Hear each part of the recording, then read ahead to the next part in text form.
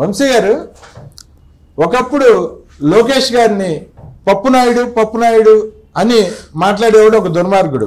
అదే దుర్మార్గుడు బోగ్గాడు చంద్రబాబు ఆడవాడు అని చెప్పి మాట్లాడాడు. సో చంద్రబాబు గారిని నానా మాటలన్నారు, లోకేష్ గారిని నానా మాటలన్నారు. ఇప్పుడు పర్టికులర్గా నేను లోకేష్ గారి ఇష్యూ తీసుకుంటున్నాను. లోకేష్ గారు పప్పునాయుడు మాధవరెడ్డి అని ఒక తప్పుడు మాటలు మాట్లాడిన వ్యక్తి ఇంకొక ఏదో ఉన్నాడు. సో ఆ స్థితిలో తెలుగుదేశం పార్టీ కార్యకర్తలు జెండా పట్టుకోవాలన్నా, జెండా ఇంటి మీద ఎగరేసుకోవాలన్నా, ఇంటికి పసుపు రంగు వేసుకోవాలన్నా ప్రాణాలకు పోయే పరిస్థితిలో భయపడుతూ గజగజలాడుతూ బతుకుతున్న స్థితిలో తెలుగుదేశం కార్యకర్తలకు నేనున్నానంటూ ఆ రోజు ఆయన యువగళం పాదయాత్ర మొదలుపెట్టాడు లోకేష్ గారు ఒకరోజు. ఆ పాదయాత్ర మొదలుపెట్టే టైంకి తెలుగుదేశం పార్టీ శ్రేణుల్లో కూడా స్థైర్యం లేదు. ఇది ఏమవుతుంది ఏంటి, ఈయనేంటి 4000 కిలోమీటర్లు నడుస్తానంటే ఏంటి, ఇది ఎంతవరకు జరుగుతుంది, ఎంతవరకు సమంజసం, వద్దు ఆయన ఆపేయండి అని తెలుగుదేశం వారు అన్నారు. కానీ ప్రతిపక్షం వాళ్ళు మాత్రం ఎందుకు పనికిరాని ఈ పప్పు పాదయాత్ర చేస్తుందంట అని చెప్పి చాలా హేళనగా మాట్లాడారు. ఆయన తల్లి గురించి హేళనగా మాట్లాడారు. ఆయన తండ్రిని రీసెంట్ గా ఒక 53 రోజులు చాలా దారుణమైన స్థితిలో అరెస్ట్ చేసే ఆధారాలు కూడా లేకుండా జైల్లో పెట్టి నానాహింస పెట్టిన పరిస్థితుల్లో ఆయన నలిగిపోతూ ఒక పక్కన ఢిల్లీలో లాయర్స్ ని మేనేజ్ చేసుకుంటూ, ఒక పక్కన కార్యకర్తలకు ధైర్యం చెప్పుకుంటూ, మరో పక్కన నాయకులకి ధైర్యం చెప్పుకుంటూ పార్టీ చనిపోయింది అనే స్థితిలో నుంచి మళ్ళీ ఈరోజు ఈ స్థాయి విజయాన్ని తీసుకురావడంలో లోకేష్ గారి పాత్ర ఎంత ఉంది? ఖచ్చితంగా లోకేష్ గారు గుర్తుపెట్టుకోవాలి. 10ల సంఖ్యలో ఆయన పాదయాత్ర మొదలైంది, అది 100ల సంఖ్యలో చేరుకుంది, తర్వాత 1000 సంఖ్యలోకి వచ్చి ముగింపు సభ ఘనంగా 15 లక్షల మందితో బ్రహ్మాండమైన ముగింపు సభ జరిగింది. సో ఇంత ఘన విజయంలో లోకేష్ గారి పాత్ర 100కి 100% తెలుగుదేశంలో ఉంది. దీన్ని ఎలా మీరు విశ్లేషిస్తారు? ఖచ్చితంగా అంటే ఈ విషయంలో నాకు లోకేష్ గారితో ఉన్న అనుబంధం ఒక 4.5 సంవత్సరాలుగా నేను చూస్తున్న అనుబంధం బట్టి నేను లోకేష్ అన్న విషయంలో నాకు ఏ రోజు కూడా ఆయన మీద అపనమ్మకం లేని పరిస్థితి. ఎందుకంటే మేము దగ్గరగా ఆయన్ని చూసాం.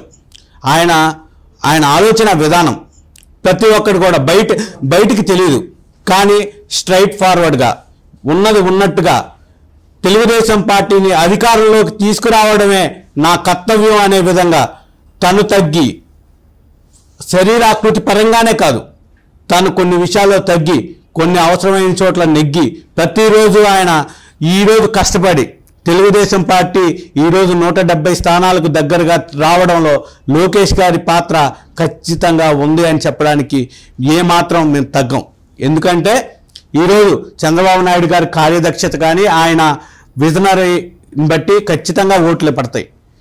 కానివ్వండి, ఈరోజు యువతని ఎవరైనా ముందుకు తీసుకురాగలిగే సత్తా ఎవరైనా ఉంది అంటే ఖచ్చితంగా తెలుగుదేశం పార్టీలో లోకేష్ గారు అని చెప్పి ఖచ్చితంగా చెప్పుకోవచ్చు. అందుకనే ఈరోజు యువత మొత్తం యువగళం పేరుతోటి జనవరి 27వ తేదీ మొదలైతే ఆల్మోస్ట్ మేము చూసాం 3 నెలలు కనీసం ఆయన నడిచే ప్రతి చోట కూడా పోలీసులు పెట్టి అడ్డంకులు పెట్టాడు. కనీసం కుర్చీ వేసుకొని మాట్లాడుతుంటే ఆ కుర్చీ లాక్కుపోయారు పోలీసులు. అటువంటి పరిస్థితుల్లోంచి మైక్ పట్టుకుంటే మైక్ లాక్కున్నారు, టెంట్లు వేస్తే టెంట్లు పీకేశారు. ప్రతి చోట కూడా వైసీపీ రాబందులతోటి దాడులు చేపించిన పరిస్థితి.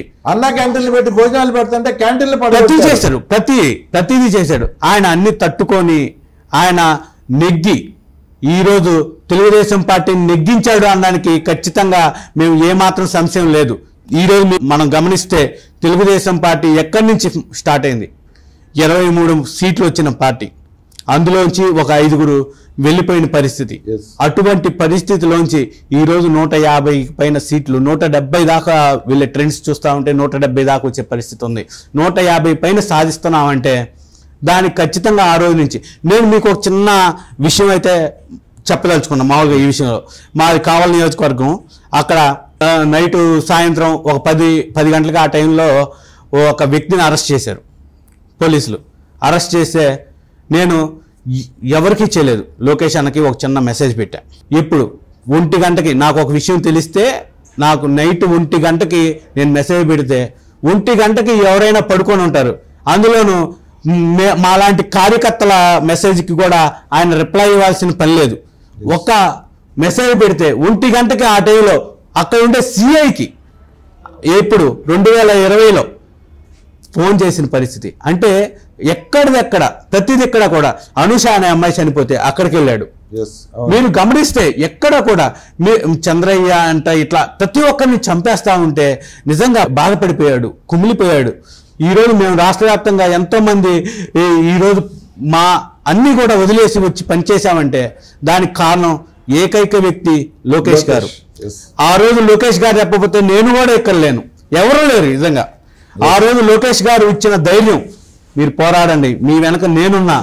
మన వెనక తెలుగుదేశం పార్టీ అధినేత చంద్రబాబు నాయుడు గారు ఉన్నారు. ఖచ్చితంగా తెలుగుదేశం పార్టీ గెలిచి తీరుతుంది. ఆ రోజు మనం వీళ్ళ లెక్కలన్నీ సరిచేద్దామని చెప్పి ఆ రోజు నుంచి ప్రతి చోట కూడా ఆయన ఎంతో మంది ఎస్పీలు, నిశాంత్ రెడ్డి లాంటి వాళ్ళు మీరు గమనిస్తే ఎటువంటి అరాచకాలు చేశారో మనం గమనించాం. అటువంటి వీళ్ళంతా కూడా శ్రీకాళహస్తిలో కానీ ఒక lady SI CI Anju Yadav గారు కానీ ఆ రోజు ఎటువంటి మన కార్యకర్తలను ఎటువంటి ఇబ్బందులు పెట్టారో. బాబు గారు అరెస్ట్ అయితే పొంగనూరు నుంచి కొంతమంది సైకిల్ ర్యాలీకి పోతే పొంగనూరులో ఎటువంటి చిత్రహింసలు పెట్టారో మనం చూసాం.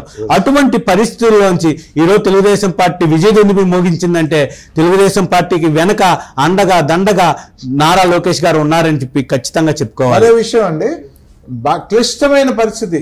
చంద్రబాబు నాయుడు గారిని అరెస్ట్ చేసిన రోజు అంతా కుంగిపోతున్నారు కార్యకర్తలు కానీ, నాయకులు కానీ, లోకేష్ బాబు కుటుంబం కానీ అందరూ.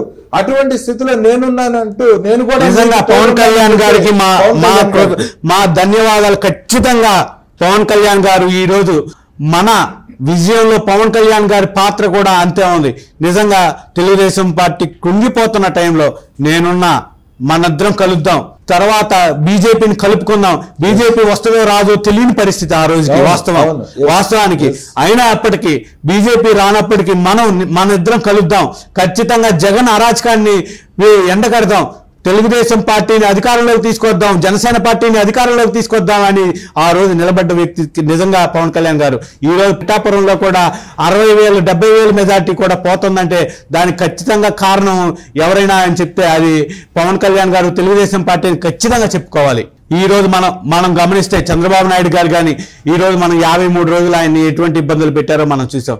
కనీసం ఆయనకి ఫ్యాన్ కూడా వేయకుండా ఎంత దారుణంగా 53 రోజులు ఎటువంటి కేసు లేని విషయంలో ఆయన అవినీతి చేయలేదని తెలిసి ఆధారాలే లేని కేసులో 53 రోజులు ఆయన్ని జైల్లో పెడితే మనం ఎంతో చింతించాం. ఆ రోజు నిండు సభలో అది అసెంబ్లీనా లేకపోతే ఇంకేమైనా కౌరవ సభ అన్నట్టుగా చేసి ఆ రోజు చంద్రబాబు నాయుడు గారు చెప్పొచ్చారు, ఈ కురు సభకి నేను ఇక రాను, ముఖ్యమంత్రిగా నేను అయిన తర్వాతే వస్తానని ఈ రోజు డిసైడ్ చేసింది. తెలుగుదేశం పార్టీ 133 సీట్లు, జనసేన పార్టీ 19 సీట్లతోటి ఈ రోజు 157 స్థానాల్లోకి ఇప్పటికే గెలిచిందంటే ఖచ్చితంగా మీరు డిసైడ్ అయిపోయింది.